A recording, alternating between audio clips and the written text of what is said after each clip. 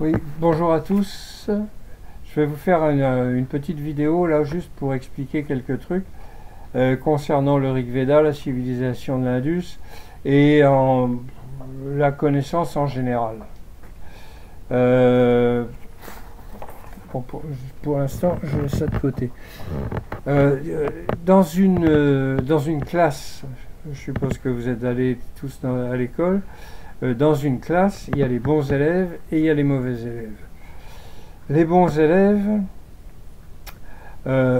ils travaillent bien, ils ont des bonnes notes, ils sont bien vus par leurs professeurs, par leurs parents, ils ont un bon métier, ils démarrent une carrière et certains d'entre eux se tournent vers l'indologie ou les langues orientales, la langue indienne, tout ce qui est indologie, et d'autres font autre chose. Dans la même classe, vous avez des élèves moyens qui sont plus ou moins travailleurs, tout ça, bon, ils font ce qu'ils peuvent. Et puis vous avez les nuls. Les nuls, c'est... certains sont nuls parce qu'ils ne sont pas très intelligents, ils font ce qu'ils peuvent. Et d'autres, ils sont nuls parce que ça ne les intéresse pas. Hein, ils sont pas dans l'ambiance, ça ne les intéresse pas, ils n'ont pas vraiment envie d'apprendre ce qu'on leur dit. Comme ça. Bon, il y a des gens comme ça, moi j'en étais. Donc le bon élève, lui, il suit sa carrière, il fait son travail,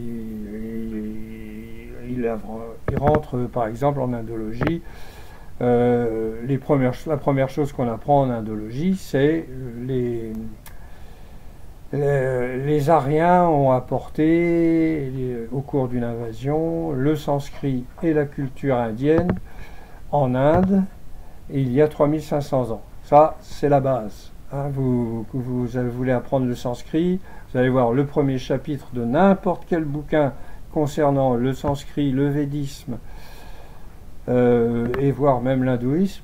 Mais surtout tout ce qui concerne le védisme ou le sanskrit, ça commence toujours comme ça. Les Aryens sont arrivés, voilà. Même les bouquins sur la génétique. Donc c'est la base. Hein. Vous apprenez, quand vous lancez dans les traductions ou dans la lecture du Mahabharata ou de n'importe quoi, ou du Shiva Purana ou n'importe quoi, on vous dit ça. Au départ, ça a commencé comme ça, et puis c'est dans cet esprit-là que les premiers de la classe, qui sont bien, qui sont diplômés, qui ont des doctorats, qui ont des chaires de sanskrit, qui sont profs à la Sorbonne, au Collège de France et ailleurs, même des écoles que je ne connais pas. Et puis il y a les nuls qui ne savent rien. Et puis petit à petit, comme ça, il arrive que parmi les nuls, il y en a un qui se dise, tiens, mais ça, je m'intéresse à telle chose, cette chose-là m'intéresse, je veux en savoir plus. Et quand ils commencent à chercher, eux, ils n'ont pas le background qu'ont les autres, les bons élèves. Eux, ils ne savent pas que les Aryens soient arrivés il y a 3500 ans et qu'ils ont apporté le sanskrit. Non, ils ne savent pas ça. Eux, ils voient un truc, par exemple, sur la civilisation d'Indus ou sur le sanskrit ou sur autre chose. Hein. Et ils se disent, tiens, mais je voudrais savoir, alors, comment faire?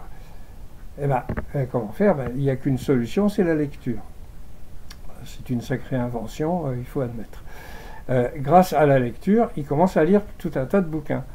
Donc des bouquins écrits par des Occidentaux qui vous disent, qui commencent par dire la civilisation de l'Indus, les Aryens sont arrivés en Inde il y a 3500 ans, et puis apportant le sanskrit et la culture. Et puis ils lisent d'autres livres qui n'en parlent pas, les livres écrits par des Indiens qui disent oh ça c'est plutôt douteux comme histoire. Alors le nul hein, qui est comme moi, hein, et qu'est-ce qu'il fait lui? Il va lire toutes les opinions parce que pourquoi plus croire un Français qui n'est pas indien, hein, par définition, c'est pas sa culture, c'est pas son truc. Si un Indien dont c'est la culture et qui est archéologue, hydrologue, géologue, astronome, dit que ça n'a pas existé, il va lire tout. Pourquoi celui-là dit vrai et pourquoi celui-là dit faux. Et puis, en s'intéressant au Rig Veda, on s'aperçoit qu'on est entraîné forcément à... On le lit, il faut d'abord le lire. C'est long, il faut le vouloir. Vous prenez la traduction qui a été faite par Alexandre Langlois, parce qu'il n'y a que celle-là qui est complète pour l'instant, la mienne est en cours, mais lui il a fini. Donc vous lisez, ça vaut ce que ça vaut, mais vous arrivez forcément dans les derniers chapitres, dans le 10e mandala, à une carte, c'est pas une carte, mais c'est la géographie qui nomme les rivières. Ça part du Gange, de la Yamuna, Sarasvati, Sutudri, Parouchni, et les autres, Ravi, etc. J'ai oublié quelques noms. Et ça se termine à l'Indus. Hein, il dit ça, il dit, bon, ben, tiens, oui, donc... puis alors, c'est pas une petite rivière. Enfin, il y avait des... Il n'y avait pas de petite rivière, je veux dire, à l'époque, hein, puisque tout ça venait de l'Himalaya, et ça donnait des grandes rivières, comme la Yamuna, l'Indus, mais la Sarasvati, qui est aujourd'hui asséchée, parce que qu'est-ce qu'on fait aussi quand on a ça? On regarde sur une carte indienne, hein, une carte de l'Inde, pour voir si c'est pas des blagues.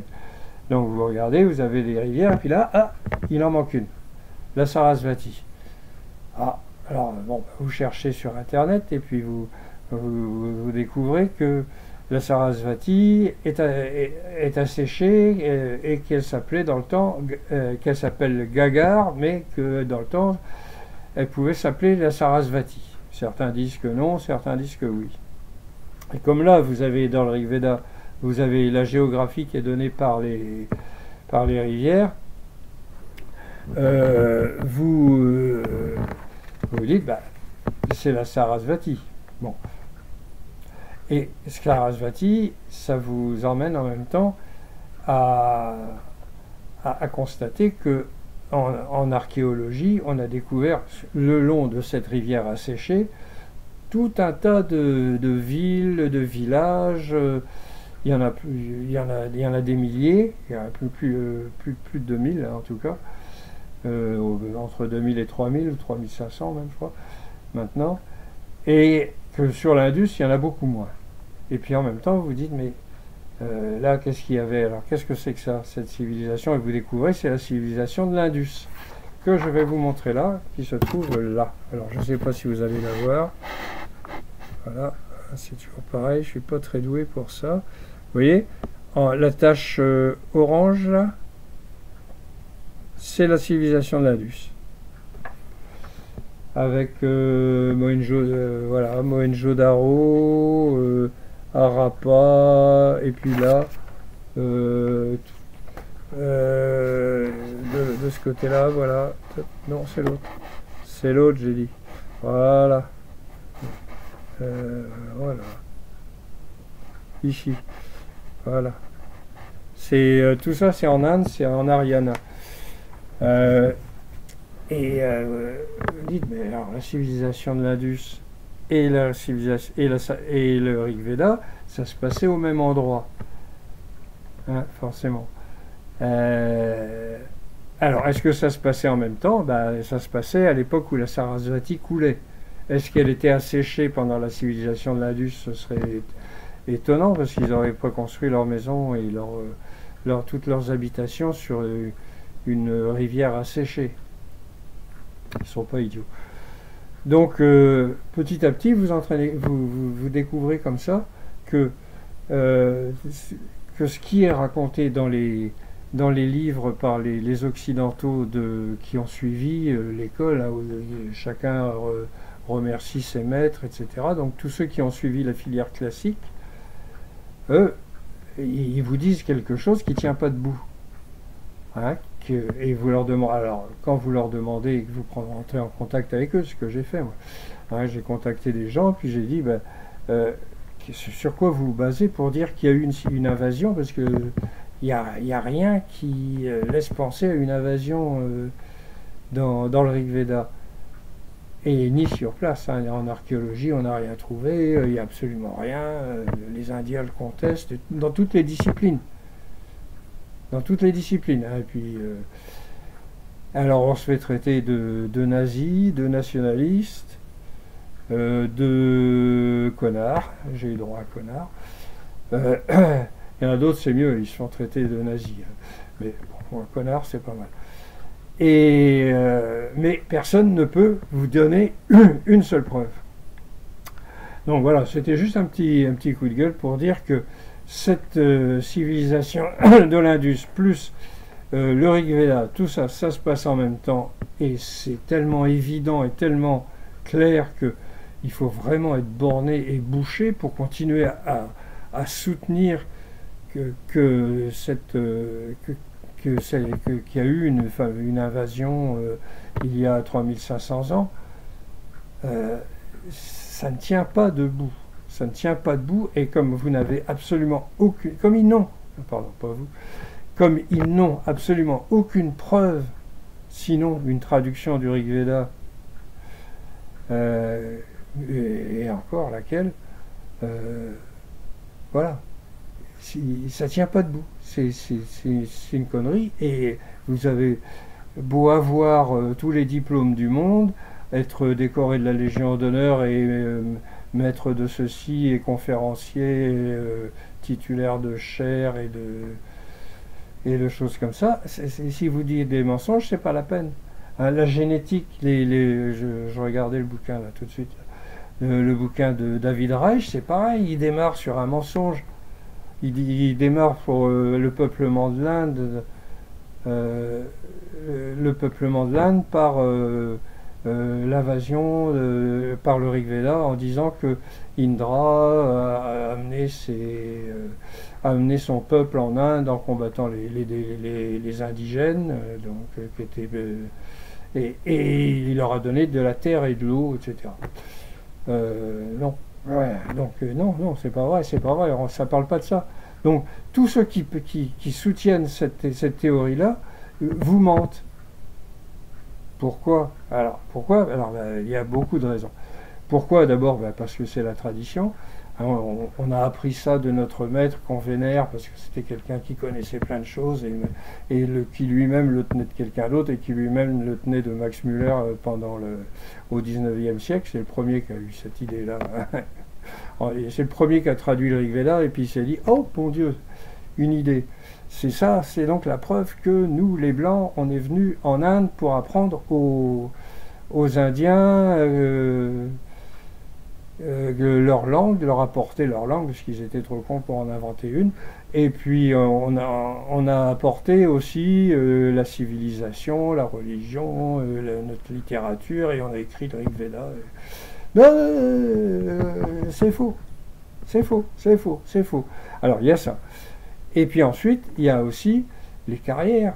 Parce que quand vous faites toute une carrière et qu'elle est basée sur cette théorie-là, ça en prend un coup. Surtout pour ceux qui se sont bien engagés dedans. Hein, ceux qui au 19e siècle et au début du 20e siècle, à l'époque où le racisme allait bon train, là, tout le monde y croyait. Hein. Tous les Blancs y croyaient, hein, parce que ça justifiait aussi la colonisation. Hein, ça justifiait, on disait, dans le temps, nos ancêtres ont fait ça, bon, après ça s'est un peu gâté parce qu'ils se sont mélangés avec les indigènes, donc c'est normal qu'on revienne pour repurifier tout ça. Voilà, donc il y a tous ces gens qui ont eu des carrières, des diplômes, des machins qui... Et puis aussi, il y a des disciplines linguistiques, des disciplines scientifiques, comme la linguistique en particulier. Tout ce qui est indo-européen, tout ça, c'est basé sur cette date-là. Si on remet ça en cause, ça remet beaucoup de choses en cause. Alors, on ne veut surtout pas remettre les choses en cause. Hein. Quand ça va pas, quand on s'aperçoit qu'on a fait une erreur, ah bah il faut surtout pas, parce que les autres vont s'apercevoir qu'on a fait une erreur, on va passer pour des cons. Eh ben non. Voilà. Voilà. Voilà. Non, vous avez menti, c'est faux, à moins que vous ayez une preuve irréfutable autre que le Rig Veda, que la traduction du Rig Veda. Voilà. Donc voilà, c'était juste un petit coup de gueule en passant, que je ne vais pas traduire en anglais cette fois-ci, parce que c'est un peu trop long et j'en ai marre de faire des traductions. Donc si je peux, je leur expliquerai ça en anglais un jour, mais ça va être très difficile. Voilà. Oui, parce que j'étais nul partout aussi en anglais. Voilà. C'était donc le nul de service qui vous a raconté ce qu'il avait sur le cœur, ce qu'il vous a dit, ce qu'il avait sur le cœur. Voilà. Bon, on se retrouve bientôt, quand vous voulez, pour une autre traduction du Rig Veda, pas une autre traduction du Rig Veda, une autre lecture d'un hymne. Que j'étire au hasard et puis on voit ensemble, et que quand je comprends pas, je vous le dis. Voilà, allez, Calavo dans l'eau, so long, à bientôt, au revoir, etc.